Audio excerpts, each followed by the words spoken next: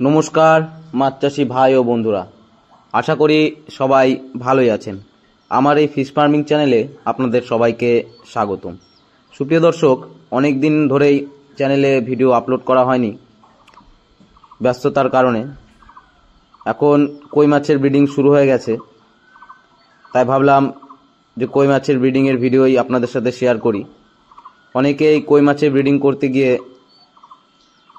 অসুবিধার মধ্যে পড়ছেন, ডিম ভালো মতন হচ্ছে না বা ডিম ফুটছে না। কি কারণে এই সমস্যাগুলো হয় সেগুলোই আজকে আপনাদের সাথে শেয়ার করব। ভিডিওটা স্কিপ না করে পুরো ভিডিওটা দেখার অনুরোধ রইল। এই যে দেখুন কই মাছের ব্রুডার, এটা হচ্ছে মেল। অনেকে মেল এভাবে চেক না করেই সরাসরি ইঞ্জেকশন করে ব্রিডিং পুলে দিয়ে দেয়। অনেক সময় হয় কি যে মেল মাছগুলো রেডি থাকে না,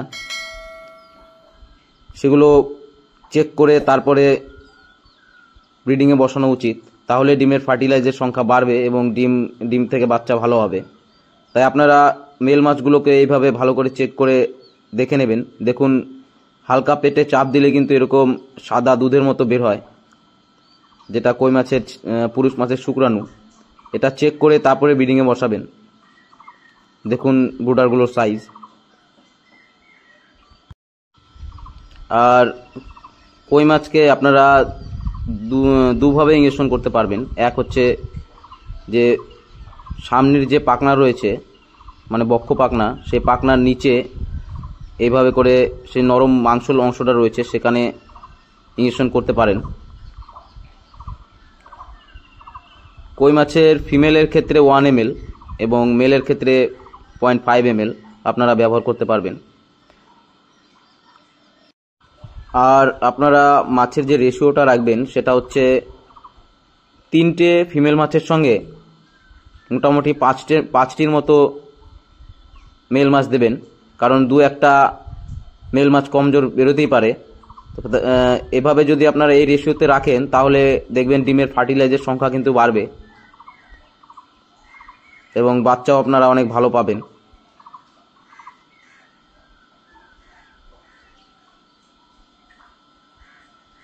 আর কই মাছের আরেকটা জায়গায় ইঞ্জেকশন করা যায়, সেটা হচ্ছে যে কানকো থেকে লেজ অবধি যে পার্শ্বরেখা রয়েছে তার ঠিক কিছুটা উপরে এভাবে 45 ডিগ্রি অ্যাঙ্গেল করে কিন্তু আপনারা ইঞ্জেকশনটা করতে পারবেন। এভাবে ইঞ্জেকশন করা যায়। এই দুভাবেই কই মাছকে ইঞ্জেকশন করা যেতে পারে। তারপরে আপনারা ব্রিডিং পোলে দিয়ে দেবেন।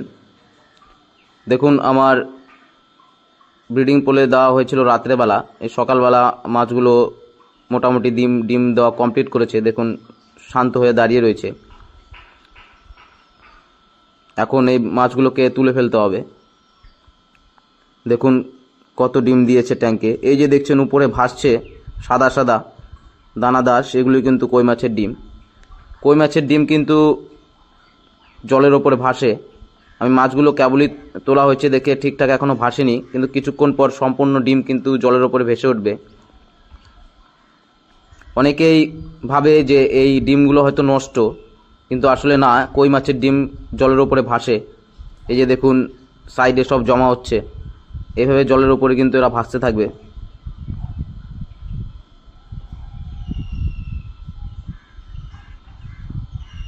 দেখুন সাইডে সাইডে আস্তে আস্তে ডিমগুলো লাগা শুরু করেছে। দেখুন বেশিরভাগ ডিমই কিন্তু ফার্টিলাইজ।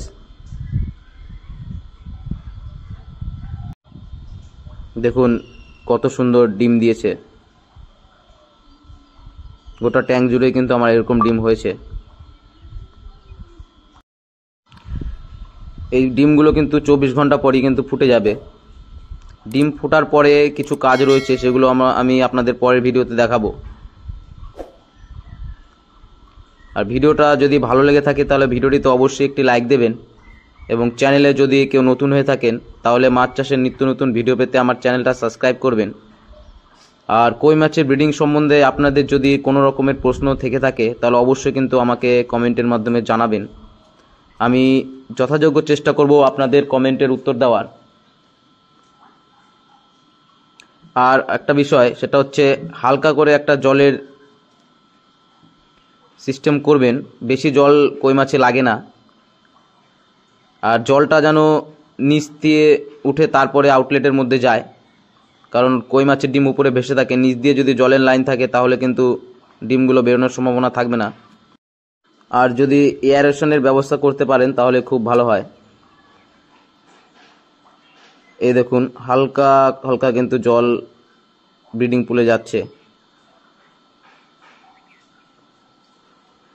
এটুকু জলই যথেষ্ট কই মাছের জন্য, কই মাছে বেশি জল লাগে না।